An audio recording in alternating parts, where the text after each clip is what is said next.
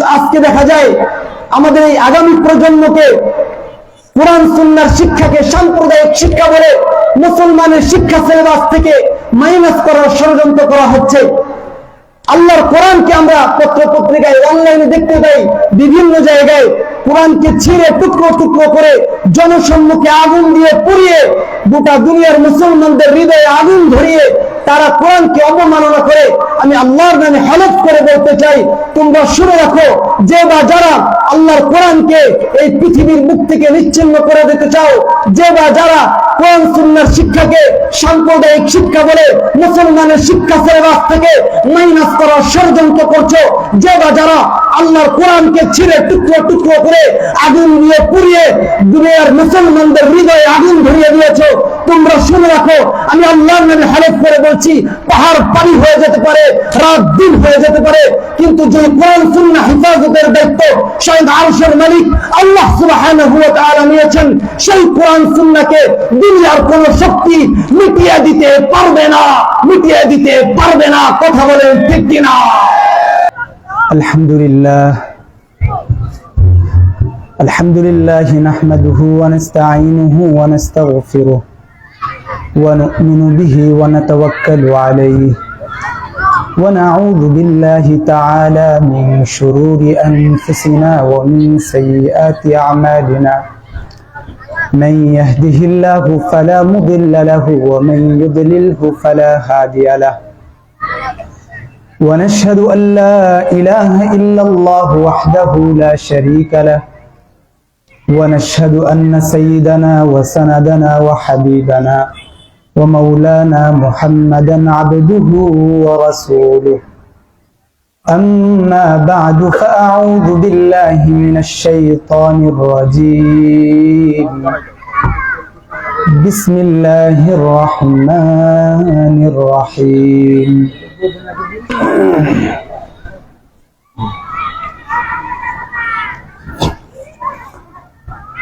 شهر رمضان الذي أنزل فيه القرآن هدى للناس وبينات من الهدى والفرقان وقال النبي صلى الله عليه وسلم الماهر بالقرآن مع السفرة الكرام البررة والذي يقرأ القرآن ويتتعتع فيه وهو عليه شاق فله أجران أو كما قال النبي صلى الله عليه وسلم سبحانك لا علم لنا إلا ما علمتنا إنك أنت العليم الحكيم سبحانك لا فهم لنا إلا ما فهمتنا إنك أنت الجواد الكريم আলহামদুলিল্লাহ। আল্লাহ তাবারাক ওয়া তাআলার দরবারে অসংখ্য অগণিত শুকরিয়া। রব্বে কারীম দয়া করে মায়া করে আমাদের হায়াতকে দীর্ঘায়িত করে ঐতিহ্যবাহী দিগনগর ফাজিল ডিগ্রি মাদ্রাসার বার্ষিক ওয়াজ মাহফিলে অংশগ্রহণের তৌফিক দান করেছেন। সাম্প্রদায়িক কালের সর্বশ্রেষ্ঠ মানব হক্কানি উলামায়ে ইকরামের সান্নিধ্যে বসার তৌফিক দান করেছেন। বিশ্বের সর্বশ্রেষ্ঠ গ্রন্থ পবিত্র কোরআনে পাকের বরকতপূর্ণ আলোচনার অনুষ্ঠানে অংশগ্রহণের তৌফিক দান করেছেন। এজন্য আমরা সকলেই সে আল্লাহ পাকের দরবারে শুকরগুজার হচ্ছি। দিল থেকে মুহাব্বতের সাথে সকলেই পড়ি আলহামদুলিল্লাহ। আমি সূরাতুল বাকারার 185 নং আয়াত তেলাওয়াত করেছি এবং বুখারী শরীফের 1747 নম্বর হাদিস পাঠ করেছি। আল্লাহ পাক যদি আমাকে তৌফিক দান করেন তাহলে সংক্ষিপ্ত সময়ের মধ্যে উক্ত আয়াত ও হাদিসকে সামনে রেখে কিছু কথা বলার চেষ্টা করব ইনশাআল্লাহ। আমরা সকলেই জানি রমজান মাস আমাদের একেবারে সন্নিকটে। রমজান মাস তার রহমত, বরকত এবং মাগফিরাত এবং জাহান্নাম থেকে মুক্তির সার্টিফিকেট নিয়ে আমাদের একেবারে দোরগোড়ায় উপস্থিত হতে যাচ্ছে। মাহে রমজানের মৃদু মন্দ শীতল হাওয়া আমাদের গায়ে এসে লাগছে। আর কয়েকদিন পরেই আমরা একেবারেই মাহে রমজানের মধ্যে অংশগ্রহণ করব, প্রবেশ করব। মাহে রমজান এটা অত্যন্ত ফজিলতপূর্ণ, বরকতপূর্ণ একটি মাস। সারা বছরের মধ্যে সবথেকে সেরা মাস হচ্ছে মাহে রমজান। এই মাসের দাম কত? আল্লাহ তাআলা কোরআনের মধ্যে বলেন, শাহরু রমাদান আল্লাযী উনজিলা ফীহিল কুরআন। এই মাস আল্লাহ তাআলার কাছে অনেক দামি মাস।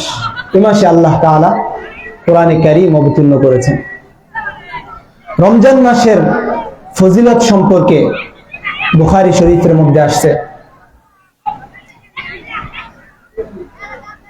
3277 নম্বর হাদিস। আল্লাহর হাবিব সাল্লাল্লাহু আলাইহি ওয়াসাল্লাম বলেন, ইদা দাখালা রমাদান ফুতিহাত আবওয়াবুল জান্নাহ।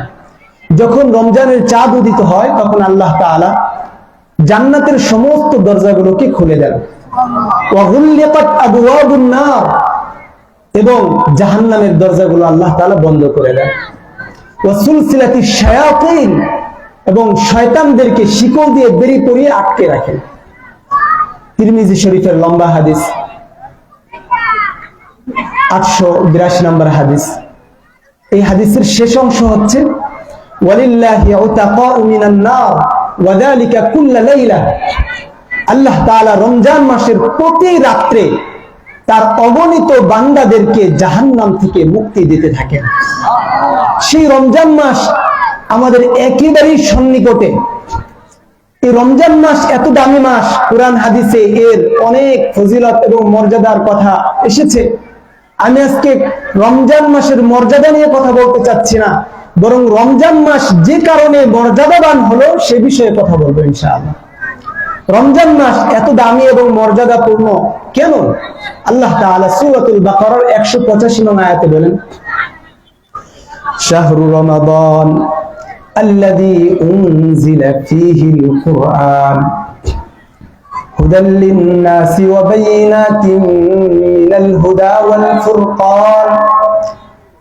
রমজান মাস, এ মাসে আল্লাহ সুবহানাহু ওয়া তাআলা পবিত্র কোরআনে কারীম অবতীর্ণ করেছেন, যে কোরআনে কারীম হলো সমস্ত মানুষের জন্য হিদায়াত, এবং সে কোরআনের মধ্যে রয়েছে সুস্পষ্ট নিদর্শনাবলী যা মানুষকে সরল পথের দিশা দেয়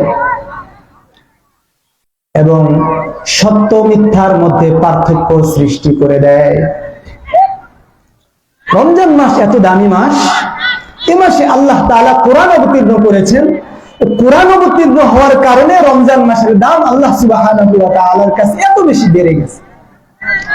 তাহলে রমজান মাসের মর্যাদা আসলো কি কারণে? কোরআন অবতীর্ণ হওয়ার কারণে।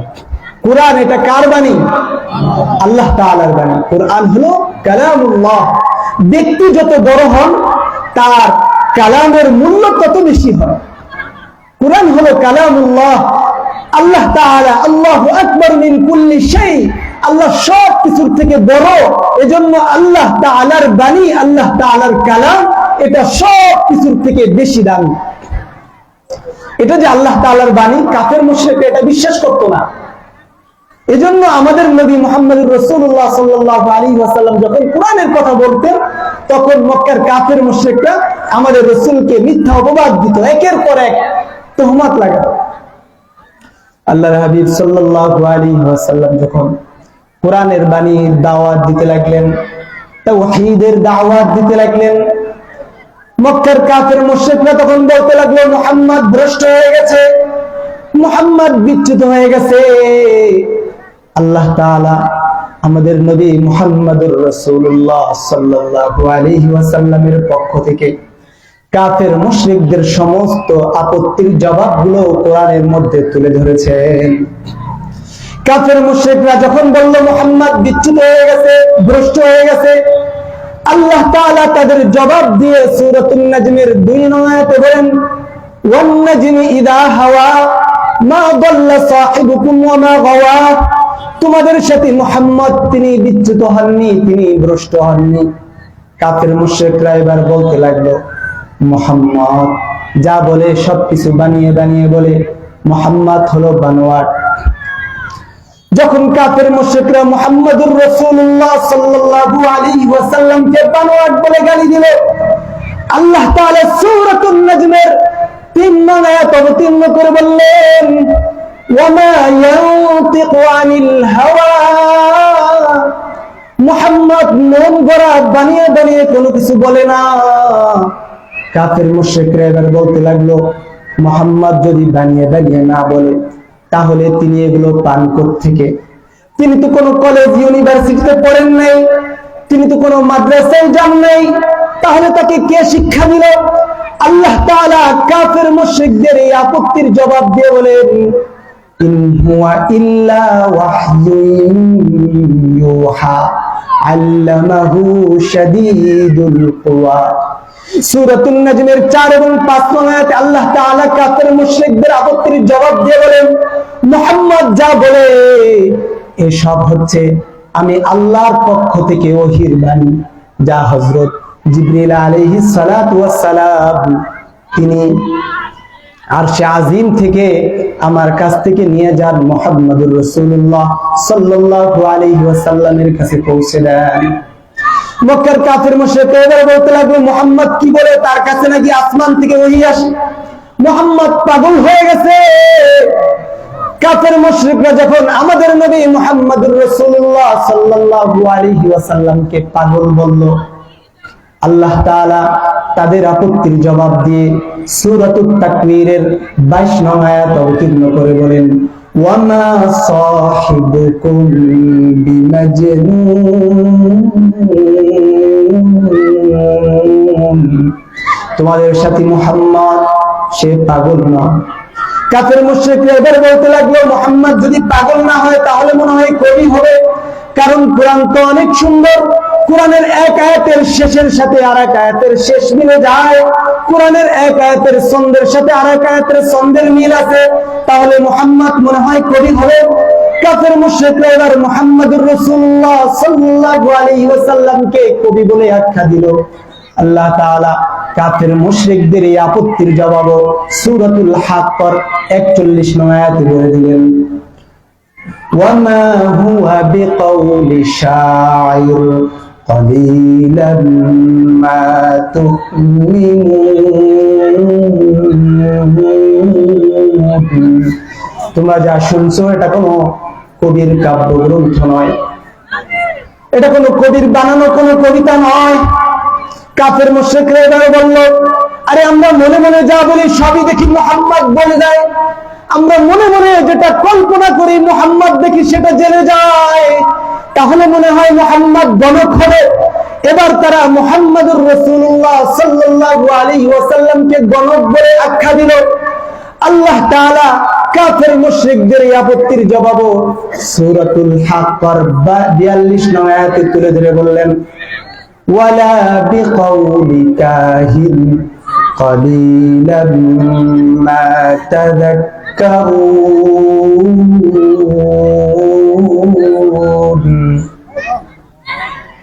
তোমরা যা শুনছো এটা কোনো গণকের কাব্যগ্রন্থ নয়, গণকের কোনো বিদ্যা নয়। এবার কাফের মুশরিকরা বলল, যদি এটা কবির কোনো বাণী না হয়, গণকের কোনো বাণী না হয়, তাহলে এটা কি? এবার আল্লাহ তাআলা সূরাতুল হাক্কর 43 নং আয়াতে কোরআনের পরিচয় দিয়ে বলেন, তানজিলুম মির রাব্বিল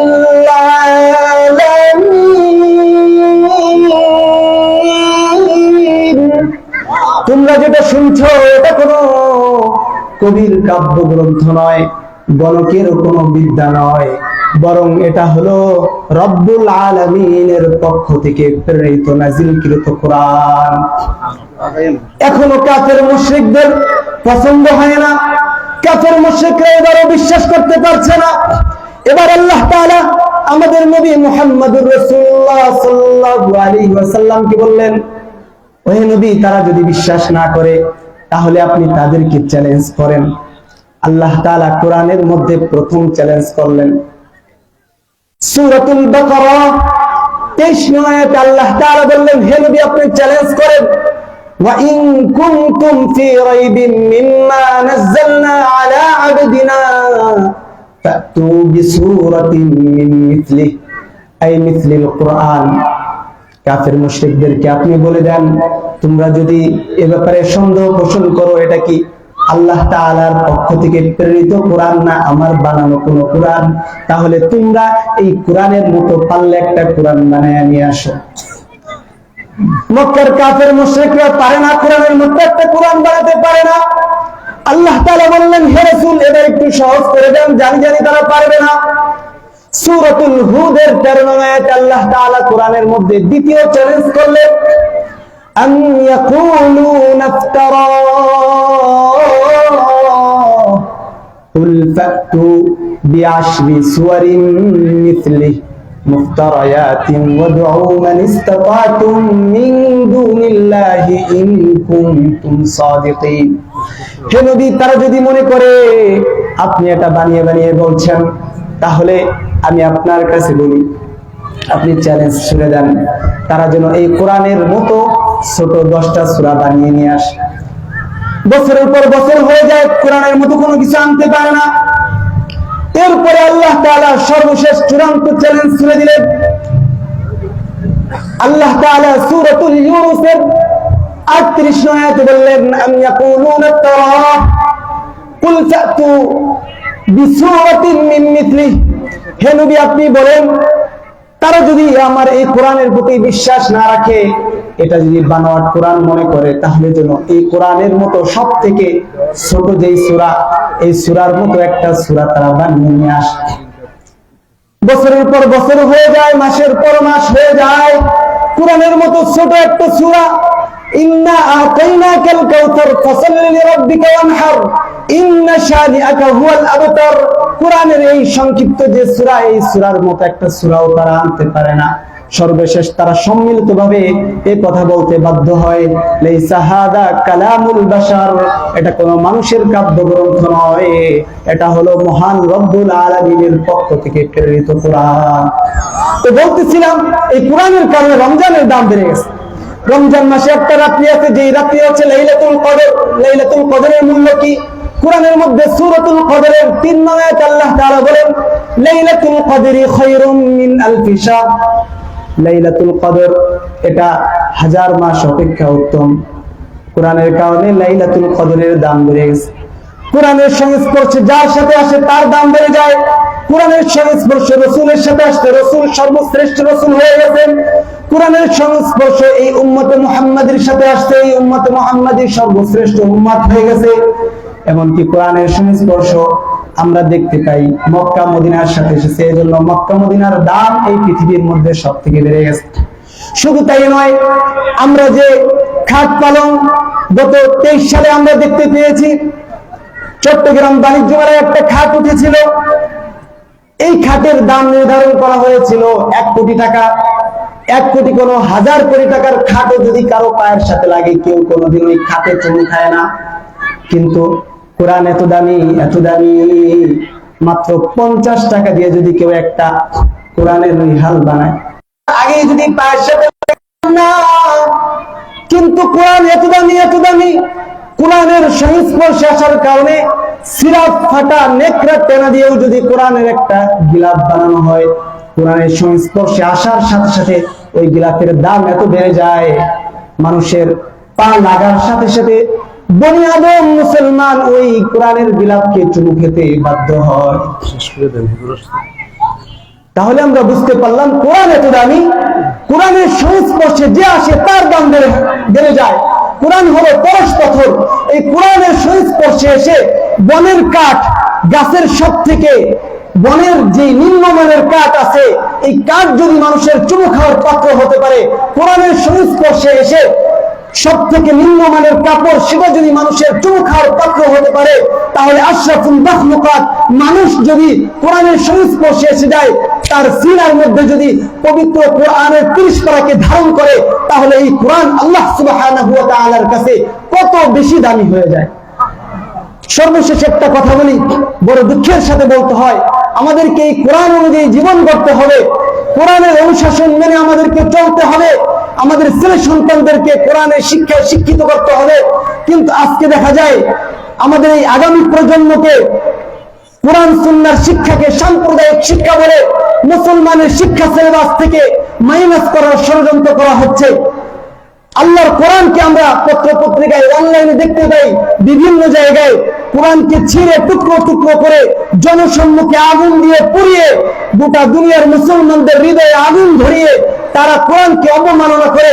আমি আল্লাহর নামে হলফ করে বলতে চাই, তোমরা শুনে রাখো, যে বা যারা আল্লাহর কোরআনকে এই পৃথিবীর মুখ থেকে নিচ্ছিন্ন করে দিতে চাও, যে বা যারা কোরআন সুন্নাহর শিক্ষাকে সাম্প্রদায়িক শিক্ষা বলে মুসলমানের শিক্ষা সিলেবাস থেকে মাইনাস করার ষড়যন্ত্র করছো, যে বা যারা আল্লাহর কোরআনকে ছিঁড়ে টুকরো টুকরো করে আগুন দিয়ে পুড়িয়ে দুনিয়ার মুসলমানদের হৃদয়ে আগুন ধরিয়ে দিয়েছো, তোমরা শুনে রাখো, আমি আল্লাহর নামে হলফ করে বলছি, পাহাড় পানি হয়ে যেতে পারে, রাত দিন হয়ে যেতে পারে, কিন্তু যে কোরআন সুন্নাহ হেফাজতের দায়িত্ব স্বয়ং আরশের মালিক আল্লাহ সুবহানাহু ওয়া তাআলা নিয়েছেন, সেই কোরআন সুন্নাহকে দুনিয়ার কোন শক্তি মিটিয়ে দিতে পারবে না, মিটিয়ে দিতে পারবে না। কথা বলেন ঠিক কিনা?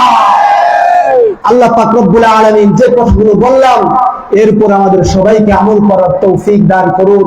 ওয়া আখিরু দাওয়ানা আলহামদুলিল্লাহি রাব্বিল আলামিন। আসসালামু আলাইকুম ওয়া রাহমাতুল্লাহ।